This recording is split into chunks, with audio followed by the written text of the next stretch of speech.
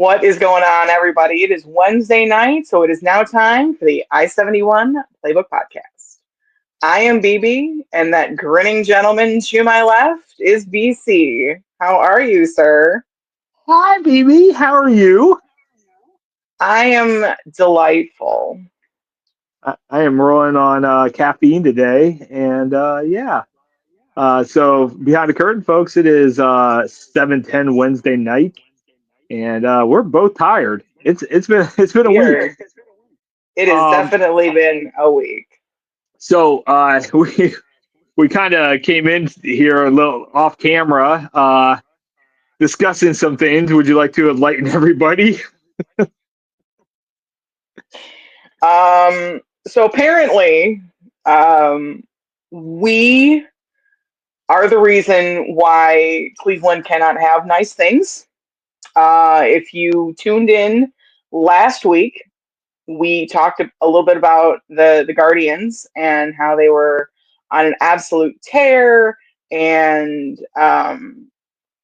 they were doing the unthinkable, and they had won the American Central, and they were going on to the wild card division, and then Game 3 happened. And now the Guardians season is over. So, on behalf of the I-71 Playbook Podcast, to all Cleveland Guardian fans out there, oops, are bad. And if you go long enough back with us, you realize that there's this thing called the Cavs curse on the pod. It seemed like every time we gave the Cavs coverage, They lost. throttled, and including the playoffs against Indiana. And yeah, we talked about the guards. We did not realize that it might just be a I-71 Playbook Podcast curse for all Cleveland sports teams. Because as we know, the Browns are complete total trash too. So nothing seems to work out. Immune to it. We talk about them all the time. So no wonder they suck. Now it seems like college sports seems to be off the hook, and we will talk about them Buckeyes a little bit later. Go Bucks. So did anything happen this week that our Brownies, did they do anything? No, Surely they couldn't have done anything stupid like trade a starting quarterback in division without getting any this year return. They wouldn't do that. You just revealed yourself. As what, an asshole? If you're the fact, yes, gladly. Hello, hi. I'm the problem. The fact that the Cleveland Browns got a 5th round pick for Joe Flacco is ridiculous. And you know what? I'm going to probably end up in some kind of tirade about not only Kevin Stefanski. It's actually on my note sheet. Not only Andrew Berry, not only Paul D. Podesta. God, Moneyball was in there today, and I saw Jonah Hill, and I just want to kick my TV.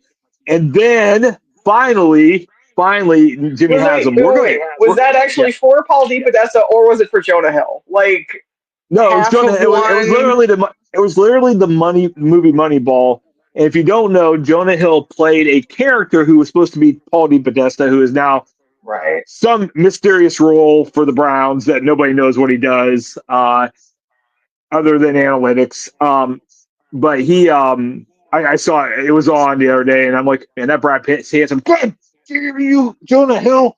And I wanted to go nuts. Again, is it because it's Paul D. Podesta and what he has done to the Browns, or because it's Jonah Hill? Yes. Like, for me, it's going to be 6 of one and half a dozen of the other. Like, okay, so am I missing something on Jonah? Am I missing on something on Jonah Hill? Has he been canceled or something, or you just hate him?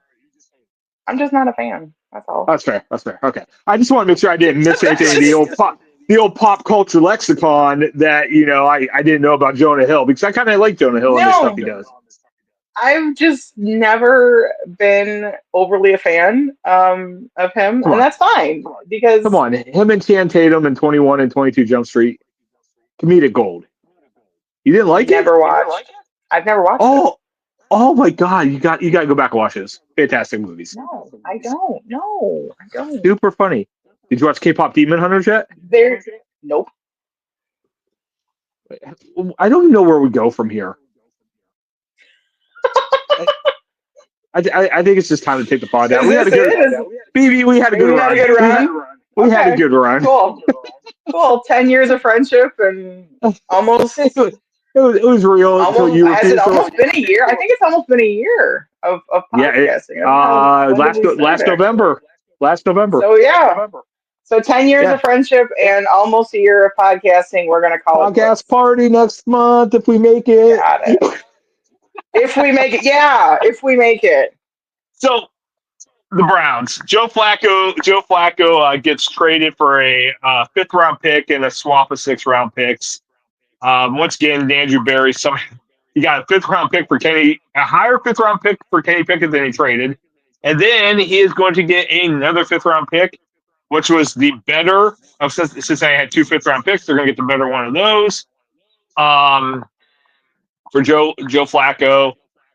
Joe Flacco was announced today. I don't know if you saw this. He will be starting for Cincinnati on Sunday. Zach Taylor announced that, which is, I think about the irony of this. So, pop quiz: who did the Browns beat this year? The only one team the Browns beat this year. Who was it?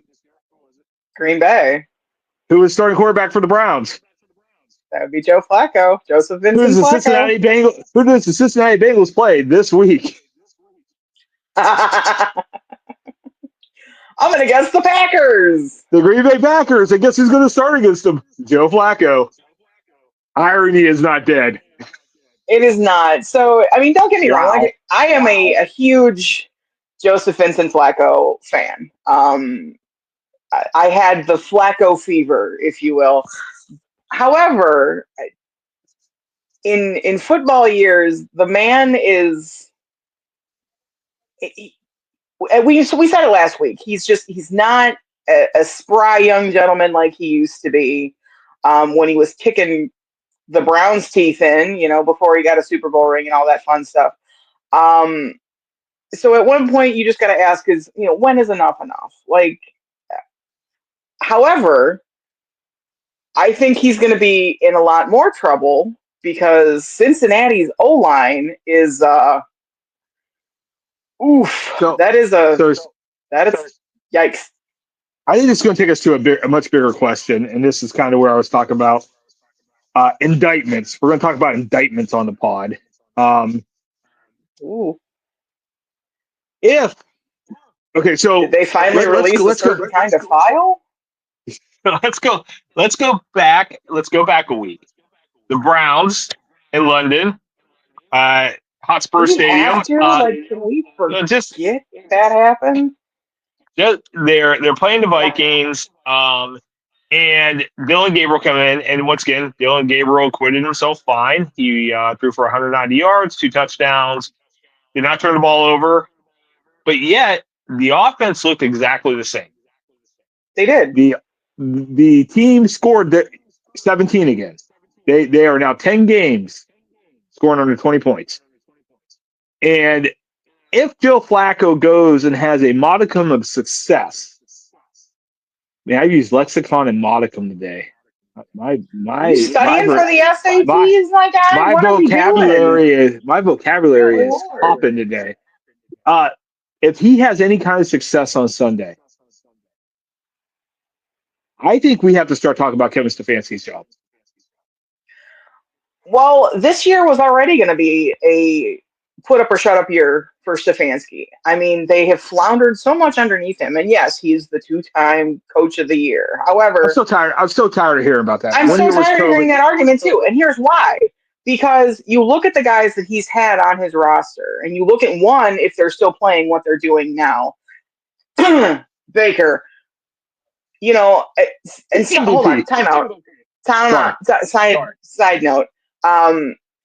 I love the fact that now Baker is the comeback story. He's had to overcome so much adversity in his career. He went from the number 1 overall pick, and now he has had to overcome so much adversity. He overcame leaving the Browns. That's it. I swear to God, Netflix can do a 27-part series called Surviving the Cleveland Browns. Next 30 on 30 on ESPN, Baker Mayfield leaves the Browns. You know what? Netflix, ESPN, call me. I got ideas. We'll talk, okay? And I love that for Baker. But by the way, I want you to think about this too. Not only like at the season, and we're still early in the season, I get that. But if the season ended today, Baker's your MVP. Without question. Right. He's best quarterback in the NFL right now. Best quarterback. Right. He's four comeback victories now. And then he's our buddy Emeka Egbuka would be the offensive rookie of the year. He's the first. So he is the first rookie to have 5 touchdowns in his first 5 games. Did you hear Gronk absolutely murder Egbuka's name? No, it doesn't. Oh my God! You need to look up the clip. Put some respect on that name, Gronk. He deserves it. He couldn't say it. Oh my God, Egbuka. He couldn't say it. I know. Syllables. Like when your nickname is Gronk, because that's probably the only sound that you made until you were 16. Maybe we phonetically sound it out. Maybe we ask an intern for help, because reading is hard. I know, buddy. Honest mistakes. But Emeka Egbuka, my guy. So if Gronk is going to play the meathead, which he plays it well. I don't know the guy personally. I don't know if it's an act or not. But if he's going to play the meathead, okay, but at least he's not purposely butchering it. Hopefully. But anyway, I don't think it was on purpose, because the rest of the desk absolutely shredded him for it. I'm going to tell you right now, though. My Super Bowl picks this year. One was the Tampa Bay Buccaneers. Well, of course it's going to be the Tampa Bay Buccaneers, because you have a giant man crush on Baker Mayfield. That's not gone away. Hey, come back. We'll take it back. No, I wouldn't. No, don't put that evil on him. No. Come on, come back. He's thriving. He is thriving. I know. But no, I think. So back to your tirade. By the way, you didn't ask me who my other Super Bowl pick was. Who was your other Super Bowl pick? It's not a good one. I said Baltimore, so it's not good at all. They're worse than the Browns. Yeah, I know. I took the Ravens. I said the Ravens and Bucks. I really. I was with my head. This might actually be the end. Oh God. So anyway, this might actually be the end of it, kids. Joe Flacco goes out. How do I look at you? Joe Flacco throws for 270 yards because he's got 2 of the best receivers in the game now on the outside. And the Bengals beat the Packers. And Kevin Stefanski, you're on the hot seat, buddy, if that happens. Because if Joe has anything in the tank and you couldn't get it out of him, you run the same offense with Dylan Gabriel last week. I'm starting to think that there's a problem with the coaching. And another thing that's really kind of heaving me right now, BB. The Browns Kevin Stefanski will not come out and say who the backup quarterback is. No, because that would mean he'd have to make a decision. He comes out, he says the same thing after every loss. And here's my question to you. So let's talk about last week's game, if we must. You've got a rookie QB who goes out there and doesn't fall flat on his face, but there was room for improvement. I think that's a fair assessment. He didn't do terrible. He didn't come out as football Jesus either, but there was room for improvement. And you can always be better tomorrow than you were today, So you have that. You also have a rookie running back who did what? 110 yards? How long? Yeah, how far just under 120. Yeah, great game. 120. Okay, my apologies. Go Bucks. And you still lose the game. Yeah. So that to me shows that it's not a personnel problem. That is a coaching and a clock management problem. And that has been the story with the Browns season in and season out. We have talked so many times on this pod about fanning scared. Like we joke about fanning scared. Don't fan scared. Just have confidence in your team. We're not jinxing the Cavs or the Guardians. We've joked about that. Nobody coaches more scared than Kevin Stefanski with a lead. Yeah. They had the ball. They had the ball in the fourth quarter. You know how many yards they got in the fourth quarter after, and they had to lead the entire fourth quarter? 11 yards, no first downs. Yeah. And because he coaches I'm scared. well aware. And he did that. He did that even with Baker. Like the Browns would get a lead, and he would just try to run the clock out. He would never put the throttle down. He would go to super conservative mode and just try to run out the clock. And it used to drive me nuts when, he did that back then when Baker was there. He did. And that's his coaching style. He did it in Minnesota. He also did it in Minnesota as well. So, but you look at him, who gets a lead, and then he becomes a deer in headlights and practically shits his pants. But then you've got coaches, and I've made this comparison before, and one's a college coach, one's a professional coach, but yes, I'm going to say it again. Ryan Day this season and Dan Campbell. Dan Campbell coaches this game. He could be up by 20, and he's still coaching it like he's down. Ryan Day is doing that this year. Regardless of what the lead is, he's still coaching like they're down. They're coaching hard. And Kevin Stefanski is the absolute opposite. He gets a lead somehow, because even a blind squirrel gets a nut once in a while. And then he goes into prevent offense. I've never seen it before. Prevent offense. It's so That's the only reason I can explain what it is. No, he's so terrified of winning. I think that's a great description. He's so. You are the head coach of the Cleveland Browns. You've had don't put that evil on me. No. Sorry. This is Kevin Stefanski. You are the coach of the Cleveland Browns. Been to the playoffs twice in 4 years. You've won one playoff game.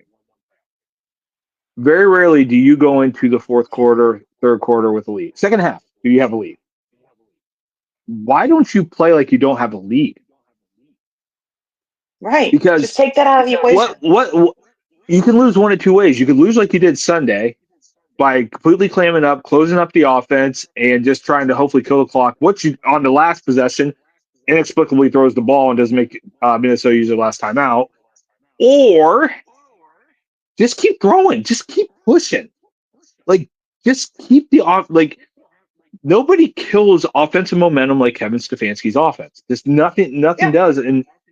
And like I said, if Joe Flacco goes out and makes Zach Taylor look good this weekend, oh my God, we're gonna have a big discussion because hey, it's a Sunday afternoon. The Browns are going to Pittsburgh. Guess what? They're going to lose. Like that's what they do. They go to Pittsburgh. They go and they lose. They haven't won there since Tim Couch won. No, that's not true. We're not talking about the playoff game, regular season game. They have not won a regular season game there since Tim Couch. So, yeah, Baker beat him in the playoffs. Benny Badtouch's last game was in season. No. What's that? What did you say? Benny Badtouch's last game in Heinz Stadium, I'm almost positive was in the regular season. It wasn't that wasn't the playoff game. No, he came. Yeah, and they won. They won that game. That was in the regular season. Right. Pittsburgh won in Pittsburgh. They beat Ben. Yeah, they beat Ben. They beat Ben in the playoffs in 21 during the COVID year in Pittsburgh. They won at home to get that game. Then they played next week. That was the playoff game. Okay, all right. Beat Pittsburgh. Okay. Then the next year they lost at Acrisure or Heinz Field, whatever it was. Then it'll always be Gund Arena. It'll always be Jacobs Field, and in my opinion, it'll always be Heinz Field. Let's go, or Three Rivers. Let's just call it Three Rivers. It's the same place. Let's just call it a dumpster fire. Just call it a landfill. The Browns are going to go. The Browns are going to go, and everything in me says they're going to lose and probably lose bad on Sunday. And if once again the Bengals come out and they win with Joe Flacco, I don't know how Kevin Stefanski gets past this. And it's always the Steelers. It's like every time there's been a coaching or a need for a coaching change, It's been a Browns loss in Pittsburgh that has prompted it. Every time. Well, I Hugh mean, Jackson, so Freddie real quick, Kitchens. Like, it was a games in Pittsburgh that actually did that. Those are some stellar names that you're dredging up from Browns. I mean, those are the last two coaches. Stefanski's been there for a while. Those are the last two coaches. No, I'm aware. So real quick though, before we go on a full blown tirade, hypothetically, let's do the. If you're old enough to go back this far, hold on. If you're old enough to go back this far, we're gonna go to the land of make believe. We're gonna take the little train and we're gonna go on the land of make believe with the hand puppets and the whole thing. And then won't you be my neighbor? So, so hypothetically, the Browns part ways with Stefanski. Who do you replace him with then? So here, and that brings up my next point. It's like you're reading my mind. Because I've got an idea, and you're gonna be like, BB. Here's the thing. It doesn't matter who you're replacing because if Andrew Berry's making that decision, now granted, Andrew Berry did not hire Kevin Stefanski. Kevin Stefanski got hired before Andrew Berry. But if he's making that, I have zero confidence. And since as the Browns front office likes to tell us, it's a collaborative process, Jimmy's going to have his hands on it. And if Jimmy Haslam's hands are on this, I mean, how many times do we have to document the Browns since he's owned them? There's not been a lot of good decisions. The Browns are the Dallas Cowboys of the North. We are not going to win anything as long as Haslam is in charge. We're not. We're just not. Doesn't matter. It doesn't matter who's coaching because the culture starts at the top. And as long as the Haslam Sports Group owns this, there's no hope. There's nothing that is proven to me. I mean, Jimmy Haslam this week, I'm going to tell you how tone deaf Jimmy Haslam is. I don't know if you saw this quote. So Jimmy Haslam was asked, he's co-owner, or not co-owner, he's the owner of the Crew, built that awesome facility down in Columbus. And he was asked about the MLS having trouble drawing fans, right? And he said he said the MLS has to do a better job of putting a better product on the field. Okay, time out. Because I don't follow soccer, admittedly, I do not. But I do know a thing about the Crew and the Crew in Columbus. Crew fans are almost as rabid as Browns fans. Almost. Those people don't play about their soccer or their football, as it were. However, you're in charge of what the product is on the field, my guy. So maybe we get a mirror. Like, here, let me help you, Jimmy. I'm here to help. This, my guy, see, here we go. Let's take a look, okay? Let's take a little look-see. See what we got going on there. So, Jimmy, here's the thing, and I know what he meant. If you've never seen a Jimmy Haslam press conference, he gets often taken out of context, and he does. Like I'm not sitting here defending the guy. We know I'm not a fan, but he does get taken out of context a lot of times, and sometimes it's just kind of the way he speaks makes it seem worse. And I know he was trying to say the MLS has to do a better job of promoting itself, marketing itself. That's what he meant. But when you are the owner of the Cleveland Browns, the worst franchise in the NFL, and you're talking about a whole other sport having to put a better product on the field, that it's just like, how can you be so tone deaf? I don't understand. But anyway, I don't know. So let's get back here. Tell me why Shedeur is not QB2. Why Kevin Stefanski won't name him QB2? That is a really good question because we talked about this a little bit earlier, and I had witnessed apparently an unofficial depth chart for this week going into Pittsburgh, and it named Shedeur as QB2. And then I actually got a phone call from my father yesterday after the Flacco news. How's Papa BB doing? Papa BB doing better? He is doing better. Good. I'm glad to hear that. He is still spicy as ever. I wonder where BB gets it from. Yeah, there is no doubt. I look like my mother. I act like my father in more ways than one, and that's not always a bad thing. But Papa BB is very, very spicy. But he is doing better, so thank you for that. Absolutely.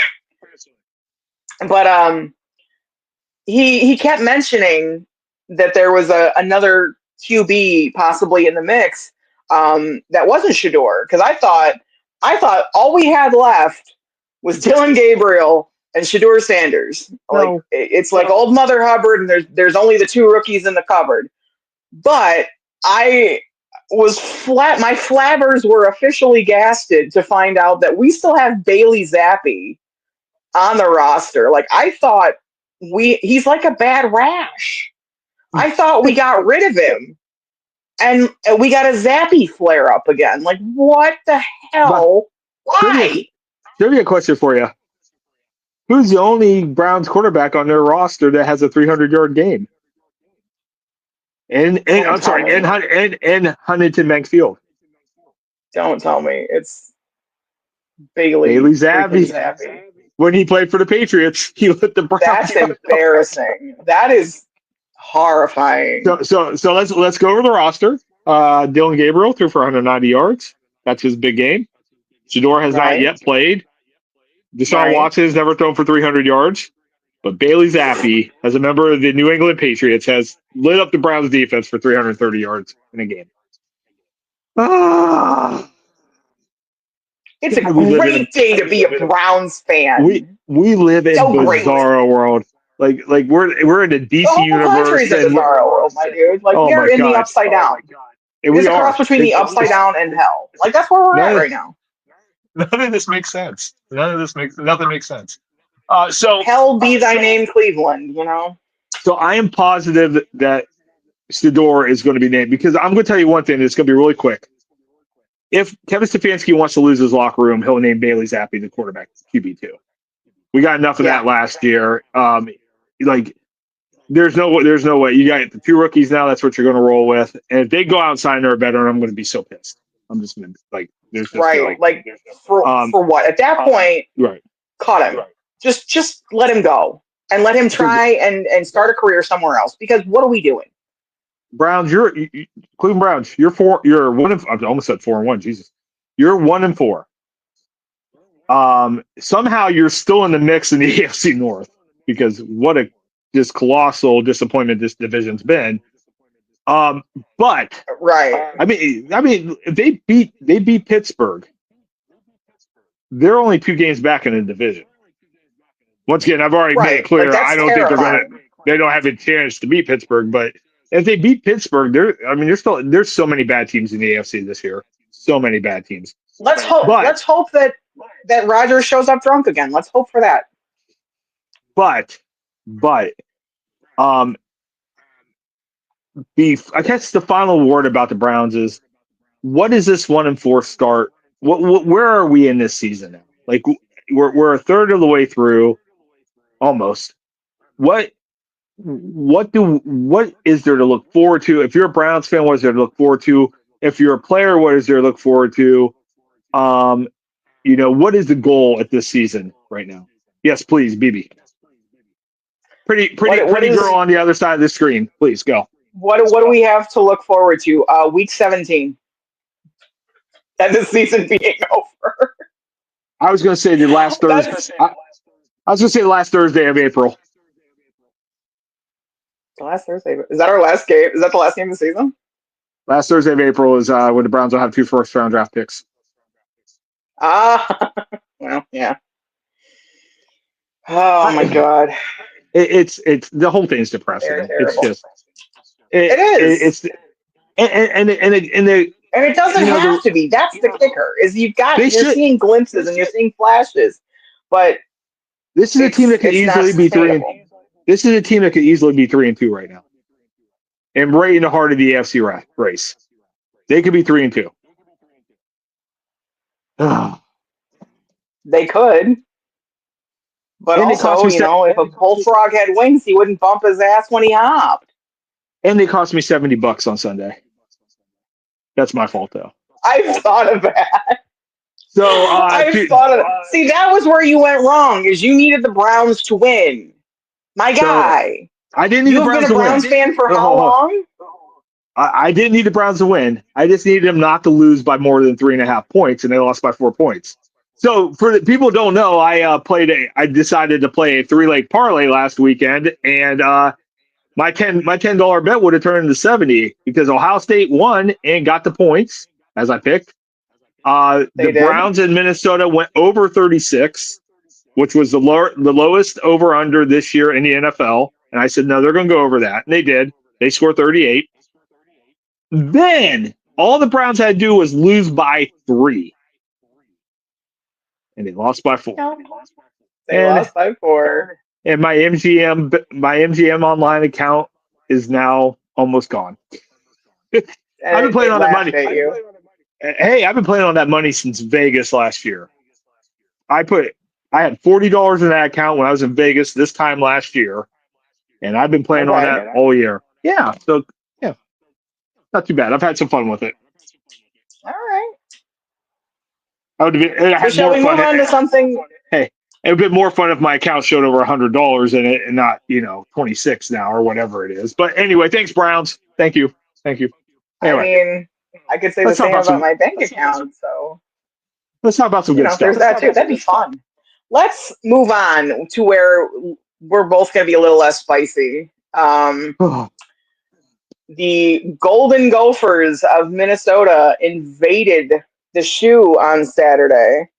I was intrigued to see how this game was going to play out for us. Minnesota was actually having kind of a decent start to the year. They're good. By the way, that's not a bad football team. They are a good team. No. They're not a bad. They're gonna play in a bowl game. Like they're gonna play in a bowl game. They're not bad. They are. No. But an interesting stat that I've come across after our 5 weeks, well, technically 6 weeks because we had a bye week in there. The Browns. No. The Buckeyes. We've only given up 25 points in 5 games. So divide that by 5. What's the average? 5 points a game, which is accurate because we've been holding people to field goals. I think the only 2 touchdowns this year. They've given up 2 touchdowns. One of them was the Texas game, I think. And by the way, with great coverage, with pressure, Arch Manning just made a great throw and there was a great catch. Like, they're that close to not giving up any points in that game. And then OU scored. The kid from OU got loose at the beginning of the second half. One of those defenders. Because Prevent Patricia showed his head. No. And they took their foot off the gas. Oh, yeah. In that Texas game, he did. No, not Texas game. The OU game. Like I said, the Texas game. I think it was. I want to say it was Jermaine Matthews had amazing cover. It was just a great throw, great catch. Like it went to replay. Great play, just great play. And then the OU game was the second play out of halftime, and I think it was Jermaine Matthews again slipped and fell, and that's what broke the coverage. And the kid ran for like 50 yards, and that was the only touchdown that game. No touchdowns to Grambling, no touchdowns to who am I missing here? Minnesota, and no touchdowns to Washington, which is a prolific offense. Yeah, probably the best offense they played all year. They didn't give up a touchdown on them. And go ahead. I was going to say, well, after the game, Minnesota's coach PJ Fleck, the new inversion of the sweater vest himself, said that Ohio State's defense was one of the best that he's seen in 15 years. This defense, they are playing out of their minds this year. So PJ Fleck's offense got one first down on that opening drive, that 13-play drive. By the way, my co-host, that you're looking at right there, said she was going to go stress bake because she was worried about the game, and I said it's okay, first drive. I was, because they were marching. They were just straight marching down the field. I'm like, hello. And they got in the red zone. The Silver Bullets clamped down, and that was the last of the scoring. That being said, that first down they got, that third down conversion they made to get a first down on that first drive was the only one of the game. Yes, I do know that. They got over half their yards in the game on that first drive. And then nothing, just absolutely clamped down on. And if you guys want to, and BB brought up PJ Fleck's after game conference, please YouTube it. It is. I'm going to tell you one right there. I've never been a PJ Fleck guy. I always thought there was a little too much pomp and circumstance with the roller bow and him trying to look like Tressel. And I get it. He was Tressel's grad assistant. He reveres Tressel. You know what? There's a lot worse people that you could pay homage to than Jim Tressel. But if you want to see a clinic on how to handle a loss after a game, PJ Fleck, just flat out said, hey, look, we're a good football team. That's an exceptional football team. You wonder why we were giving up, 50-yard bombs? Well, if we didn't do that, we were going to give up 10-yard runs every time. And he was complimentary to his opponents. He kept his kids up. Brian Kelly, you can learn a thing or two from that guy. That was, like I said, Dabo Sweeney, you can learn a thing or two from that guy. James Franklin, never mind, too soon. Sorry, Penn State. But no, seriously. My God. PJ Fleck, I'm a fan now. I'm a fan after that press conference. Anyway, go ahead. Absolutely. Respect to him. And again, Washington's coach came out and said the same thing. Grambling State's coach said the same thing after leaving Columbus. We start Dan was competitive. Yeah. Grambling State's marching band is phenomenal. They are absolutely fantastic. The thing I know we've talked about this before, but the thing I loved about the Grambling State game, their players, their social media people, their head coach, they knew what that game was. They knew they were going to go in there, and it was going to kind of be a BTA session, a little bit. They knew it. They knew it coming into it. They leaned into it. But they never gave up. So you go in there completely in a almost pressure-free environment on that aspect. You know why you're there. You lean into it, but you don't quit. You keep fighting every drive. And the same thing, honestly, Minnesota never gave up. They were still, those kids were tired by the fourth quarter. I know they were, because you can see it, but they never quit fighting. Side note, you did mention Mr. Franklin in State College. After the AP poll came out this week, I made a comment in my living room that was little unsavory. You know how Penn State's big their chant is "We are." Well, after this week, it was "We are unranked." So here, Penn State is in such a bad situation, and they really are. and because, okay, all joking aside, James Franklin is a great football coach. He is not a football coach that's going to win you a national title. He's not going to win you a Big Ten title. He's not that guy. but he's a great football coach. And the problem is, they're in that place where they have a really good coach, but he's not going to ever get it done. And they're never going to get past what he can bring them, no matter who they bring in. They can bring Knute Rockne in, and Knute Rockne is not going to get Penn State past to where they are just because they're Penn State now. In this world of NIL, this world of transfer portals, like you're not going to. They're just not going to be better than what James Franklin can make them, and it's actually kind of depressing for them. Like. Well, and plus they thought they committed the steal of the century in luring Jim Knowles out of Columbus. And the thing about here's the 5 touchdowns at UCLA. Hold on. The thing about Jim Knowles and his defense, okay? Yes. His defense takes at least 3 years. His program takes at least 3 years to go into effect. The problem with that is you literally put everything on this year. So you paid ridiculous amounts of money to bring in a man to instill a system on your defense that takes 3 years to mature and to develop. That's a problem. The same thing, by the way, all the seniors that came back for them, all the money they spent in NIL to get receivers. I don't. There's no person I feel worse for, because most of the people losing in college football I enjoy, because that's me being an Ohio State fan and being at the top of the food chain most years. But I really feel bad for Drew Aller. I do. I can see they're that. misusing the kid. If he goes out in the draft last year, he's a first round pick. Now it's like Carson Beck 2 years ago. Carson Beck would have came out.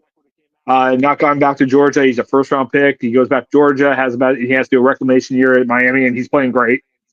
Drew Aller has to come out next year. His eligibility's up, and he has absolutely tanked his stock. Or actually, the Penn State offensive system has tanked his stock. And I feel bad for the kid, especially being a Northeast Ohio kid. You're always rooting for him. I saw him play in high school. Like, it just his offensive team is letting him down, but also the fact that his Snapchats are leaking, that's also worse for him. So I didn't hear about that. Oh, it's spicy. It's interesting. So he's got one thing on his mind, and it's not football. Yeah. I mean, early 20s, college man. Doesn't make it right. Just saying. Balls may or may not be involved. You had to go there, didn't you? So let's get back to the Bucs. Are we surprised? Let's get back to the Bucs. We know the defense is great. We do. We knew that we knew, unlike a lot of the nation until last weekend, that you have we know Jeremiah Smith's all world. He's going to be maybe the first pick overall in 2 years coming out of the draft. We know he's the best offensive player in the country.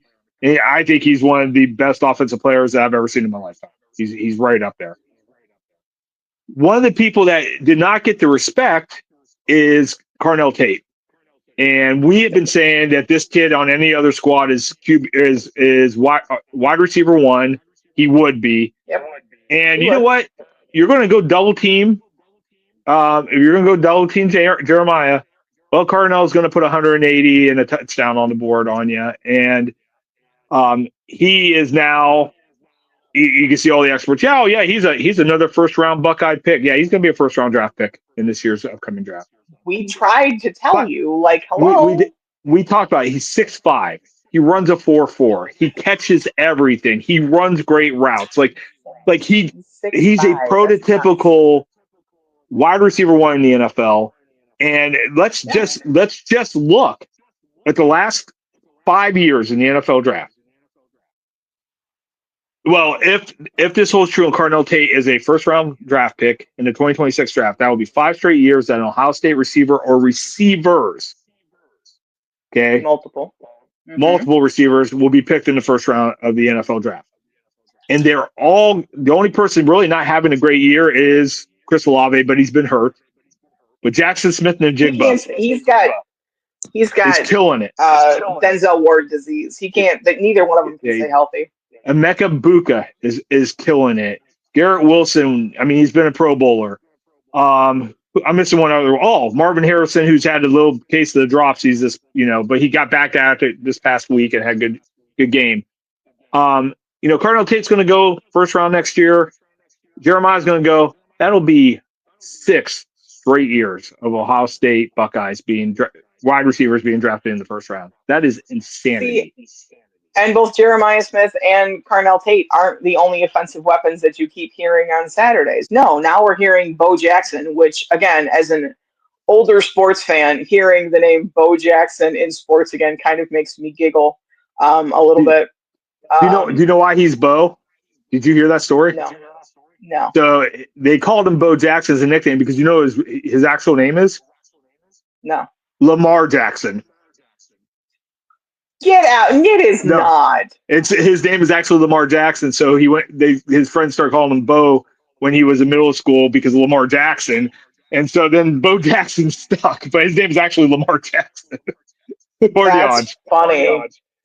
The two most famous Jacksons probably in NFL history, and he shares the same name with both of them. Oh my gosh, that's funny as hell. But no, yeah, Bo Jackson's look good. Max Clare has got a chance to be a number one or first round, second round tight end, receiving tight end. James Peoples has had a down year, but he played well at the end of the game last week. He played well. Bo Jackson is definitely RB1. He's getting the carries finally to show it. And he's a true freshman, which is crazy. He is. Like Jeremiah Smith last year. Yeah, he's a true freshman, so you got him for 2 more years. This team's just loaded. The defense, oh my God. How many first round picks are going to be on that defense next year? Quite a few. Yeah, I mean, oh my God. I'm kind of going through. Styles boys, You got the best safety. You got 2 possible linebackers. Defensive linemen. They have maybe your boy Davidson Igbinosa, who is playing lights out this year and not getting penalties every game. Thankfully, there's 6 or 7 guys on that defense. Caleb Downs could be the first pick in the draft next year. Like, it's possible he might be the first pick in the draft at safety. Like, it's ridiculous. They're all playing out of their minds. Like, it's insane to watch.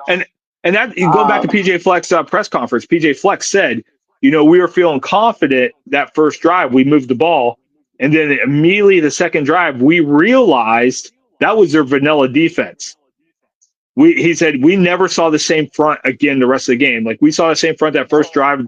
He's like, they were feeling us out, we weren't feeling them out. And he's like, that's a bad place to be as an offensive coach. And yeah, they're incredible. They're incredible. And I'm going to keep wearing this pencil right here. That first drive for Minnesota is the reason why that there are chocolate chip cookies and Rice Krispie treats that are currently sitting in my kitchen. Just saying. Actually, technically, the chocolate chip cookies are extra because I had an order for them. But those, I'm Sicilian, so I don't make anything small.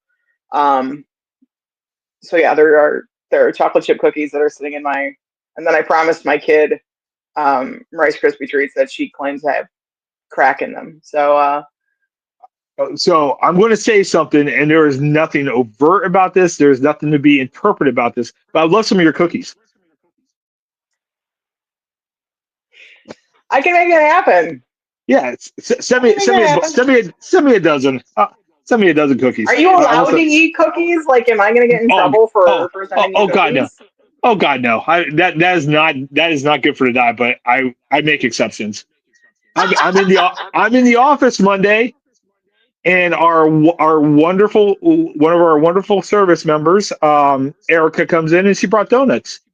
And I'm not going to look at the box of donuts and say, no thanks, I'm on a diet. No, I'm going to grab one of those glazed. You're not made of stone, right? You don't be rude.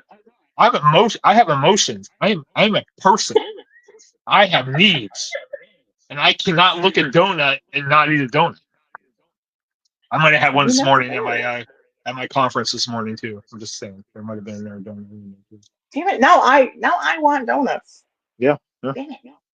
I'm gonna have to go visit the little grandmas that are around here at the little mom and pop shop. It's hilarious. So this weekend. Okay. Yeah, I was gonna say we're going to Champaign for the Illabuck Trophy. So I remember hearing this as a kid, and I'm like, I thought it was an actual animal. Like, I was young and stupid, and that was my Lorain County education speaking. No, I remember growing up, like, yeah, it's the Illabuck Trophy, and it looks like a freaking turtle. It does look like a turtle. So here, I'm thinking it's an actual animal. Like, it's an actual kind of turtle. No, you're just young and stupid, and go back to studying. Somebody missed biology. So yeah. Again, that's my Lorain County education. The Bucks go into Illinois. They're playing a very good Illinois team, but once again, led by Brett Bielema. We know that all he does is lose to big games as well, as they got blown out by Indiana this year. Big win last week though, or last 2 weeks ago against USC to rebound from that. They're a good team. Illinois is a good team. Luke Aldemar, their quarterback, is having a great year. But Ohio State's three score favorites, 16.5 points on the road. Once again, I would hammer Ohio State and take the points. And I don't think Illinois. I mean, the way Illinois got blown out by Indiana, I don't foresee them being there yet. They're a good team. They're better than Minnesota. They might score a touchdown, but they are not going to be able to defend Ohio State. So even if the defense has any kind of lapse, Ohio State's offense is going to just roll. Like, they're going to score a ton of points. So yeah, I think Ohio State moves on, and then of course, the next big game is going to be at home against Penn State. But that game has a lot more questions than we thought it was going to have. And then off to that land up north where you reside. Ohio State is in the driver's seat, folks. I just want everybody to know they're in the driver's seat, not just for the Big Ten, but they're in the driver's seat for a national championship. And let's enjoy this ride. Just take 1 week at a time, and let's see how it goes. I do think we come out of Champaign with a win. I'm approaching this game like I'm approaching the last two games. I'm like, any given Saturday. But our defense, like I said, is playing absolutely out of their minds. So even if they do score a touchdown, I think they're coming out of Champaign with a win. And the misbegotten mutant turtle Illabuck Trophy. I think that's going home to Columbus. One of my favorite watches at the end of every college football week is Joel Klatt's show, where he reviews the week. And he got to Ohio State, and he's just talking about the offense and what they did to Minnesota. And he's like, yeah, Julian Sain might be the best quarterback in the country. He's got the two best receivers. The running game is running for whatever. The offensive line is keeping him upright. This is the best offensive line I've seen in a long time at Ohio State. And then he goes, Joel Klatt gets done with all his platitudes about the offense, and he goes, oh, by the way, I did not mention the single best unit in college football, Ohio State's defense. And then, he went on. So it's a really good breakdown of Ohio State season thus far. Like I said, Joel and Gus on the call. Go ahead. I was going to say Joel and Gus on the call is one of my favorite teams in college football, or in all football. I know you're not a big fan, but I love Joel Klatt and Gus Johnson.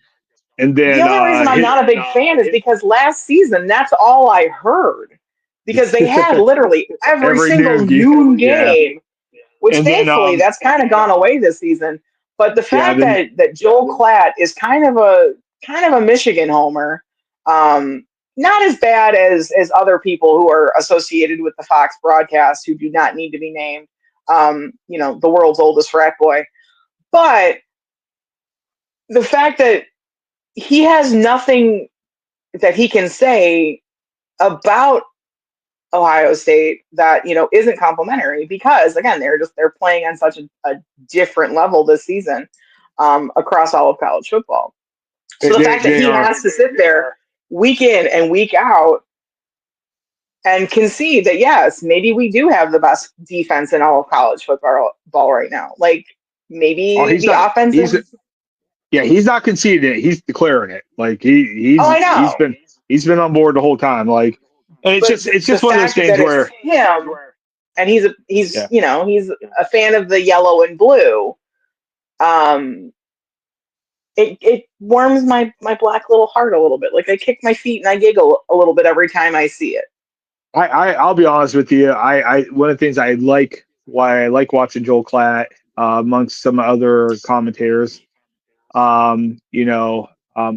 is the fact, I don't think he's a Feinbaum. Like, I think he knows the game. He's a he was quarterback Colorado. He played in the NFL. He knows the game. And he's a pretty fair analysis when it comes to, what he sees as the best. And once again, it's clear cut right now as of what's the day today? The 8th? Yeah. 8th? October 8th, 2025. Ohio State's best team in the country. And everybody knows it. And there's no debate. No. So anyway, that's I think we hit everything. And Buck Saturday, Brown Sunday, and we'll be back next week. Same bat time, same bat channel. So, with all that being said, from the dog pound to the shoe, and all of the misformed animals in between, I'm BB. I'm BC. And this has been the I-71 Playbook Podcast. Like and subscribe.